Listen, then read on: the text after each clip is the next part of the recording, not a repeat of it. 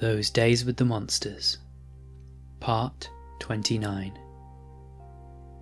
Nervously, Kirrel crept around the ship, trying to walk quietly. He hadn't realised until now that his steps were so loud in this increased gravity. But after all that, he felt constrained to keep himself from disturbing the humans. The roar from earlier still haunted him. It had been a few days, and every time he looked in the mirror his frills were still a rich blue shade. Sometimes he would wake up with his face damp with tears he didn't deserve to shed. As he walked, Kirrel heard in his head the response from General Corbis, when he had relayed the captain's information about the need for mental health to be part of the team sent to rescue. "Nacte, take good care of your humans. They didn't forget the sapients they saved or ignore them to focus on the next fight. They are good people. Keep them safe if you can." How was Kirrel supposed to take care of the humans? They were strong Deathworlders, the geniuses with war and disease. Kirrel was an awkward cargo jockey that had never even tried to fire a plasma rifle, and could barely land 2 blows on Alex before he was on his back on the mat. Even from the beginning of his journey with them, he hadn't managed much, and the attention he got now, any political ability he was gaining was entirely from the Cuman's actions. Not to mention that the General wasn't specifying any kind of danger. Kirrel couldn't remember any stories about General Corbis that involved him being so cryptic. How was a cargo jockey supposed to figure out how to guard Cumans against something they couldn't fight when he didn't even know what it was?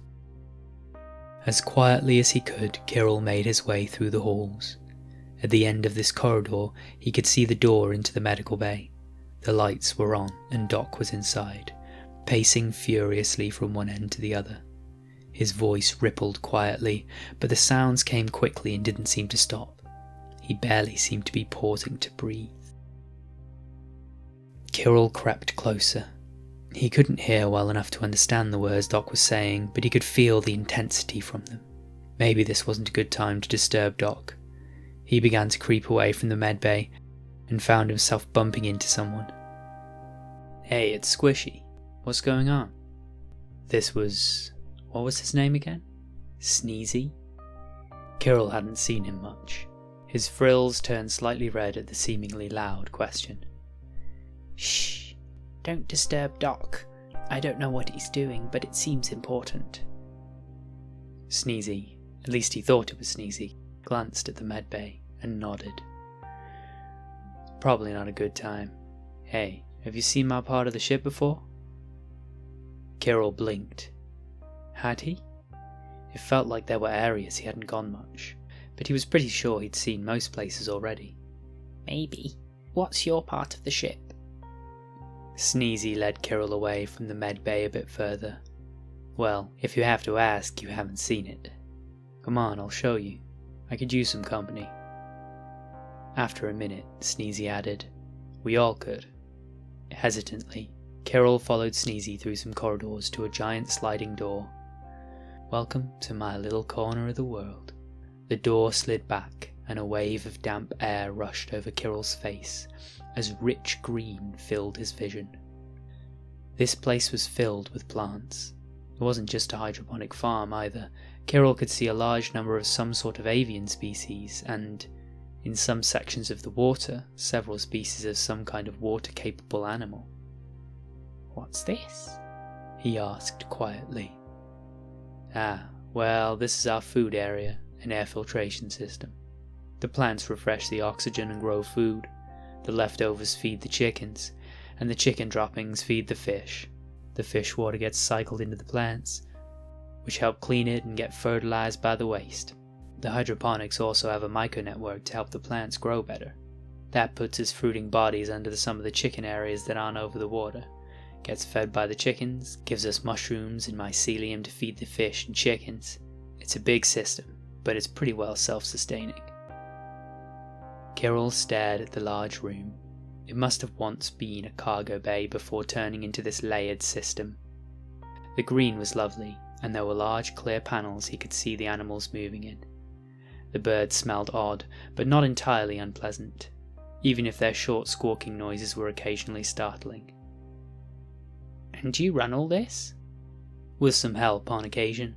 It's a tall order, feeding the whole crew, but I like it. Not sure how someone like me ended up on a ship like this, though. Kirrel's frills pricked up. What do you mean, a ship like this? Well, Sneezy rubbed the back of his head with an expression that Kirrel hadn't seen often on the humans. His translator told him it was awkwardness. Kirrel wasn't sure if that was right, given the translator's persistent problems, but Sneezy certainly looked a bit uncomfortable. The silence dragged on until, right before Kirrel was about to try changing the subject, Sneezy closed his eyes tightly and blurted out, "Everyone on this ship is really good at what they do, and I'm not."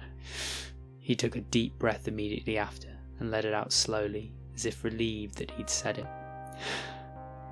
The response was definitely unexpected. Kirrel's frills perked slightly as he considered this information. Were the other humans on this ship above average? But then why were they in a ship that Sleepy had described as a glorified rust bucket? And why did none of the humans on the station seem to pay them much attention, besides the doctor handling the injection? What do you mean? Well, Dopey's a genius, Happy puts all our aim to shame, Sleepy's a terror, Grumpy could build his own ship from the ground up if he wanted. Alex is a champion, Doc's at least got training, and I'm a dumb kid who signed up for an adventure fresh off my bachelor's in bio/eco. This system is 5 years of work for me, and it's still got problems I don't know how to fix. He sighed, and made a little grumbling sound in his throat. If I had half Grumpy's smarts, I'd be off terraforming edge planets, not running around on a ship with a rough crew. Kirrel's frills turned silver as he contemplated. But if they're as good as you say, wouldn't they have the pick of the lot? But they took you in. It's not like with me, where I was the only option. Sneezy paused for a moment. I don't think you get how the captain works just yet. He doesn't really go around collecting the best, just takes in folks who don't have anywhere else to go. After a short pause, Kirrel took a breath and asked the question on his mind. Then, did you have nowhere else to go?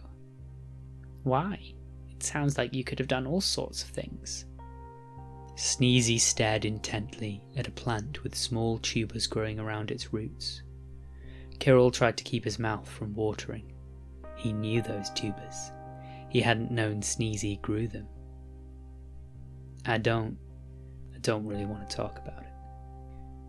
Sorry. Kirrel considered for a moment. He knew Dopey had to escape human space, but what about the others on the ship? What about Sleepy, or Happy, or Alex? Did the captain have nowhere to go to? What about Alex and Smee? Why are they here? Sneezy shook his head. I can't say. That's their story to tell, not mine. If you want to know, you'll have to ask them yourself. We don't tell other folks' tales on this ship. Not much, anyway.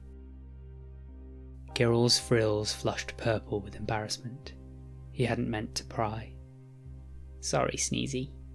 Then he managed from somewhere deep inside himself to claw up the courage to ask a very bold question. Sneezy, what sector were you given to work on? Sneezy sighed. I got a nice cushy job making sure rescue would have a decent setup so they wouldn't starve if it took a bit. I was never boots on the ground, so to speak. I was mostly with Grumpy and Doc in the Crazy Man shuttle. The what? That's what we called the shuttle that took the jump gate to rescue. We ignored every warning in the book and a few that aren't even in the book yet to make that happen. So we decided to call it the Crazy Man shuttle, just because everyone on it was a crazy son of a... He shook his head slightly. Never mind. Hook will kill me if you pick up that word because of me. Anyway, I wasn't there for any of that stuff. Seen the pictures though. No wonder the universe is up in arms. Kirrel remembered a data packet the captain had sent out just after they left Kazurkan. He'd been on the bridge, but the captain had sent him out with a strict order and a hush had fallen as he'd left. Was that when they'd sent out the pictures? Was I not meant to be part of that? But why? Why would they keep him away from something that important? Maybe it had something to do with the captain's noise. Kirrel felt his frills flush blue again, and a chill ran down his spine at the memory. Quickly, before he started to cry again, he faced Sneezy and asked, "What was Doc doing? You said he didn't go down to the planet." "No, but he saw the pictures. Saw some of the sapiens that came through the gate too.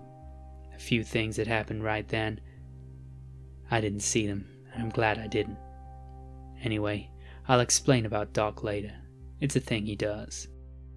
Sneezy looked awkward again. "I'm not sure I can explain it too well. I'm not much of a praying sort of man." Kirrel blinked, dazed. What he knew about religion involved magnificent buildings he wasn't allowed into, or later, dedicated chapels he was too busy moving hovercarts to investigate. If that frenetic whispered pacing was related to a religion, what sort of wild fury did the Cumans worship? Quickly, Kirrel moved to distract himself by asking questions about the plants and watching the aquatic species swimming around. He wasn't sure he wanted to know about that. They probably had some terrifying god of fire or disease or poisons or ambush predators or something. Maybe all of the above.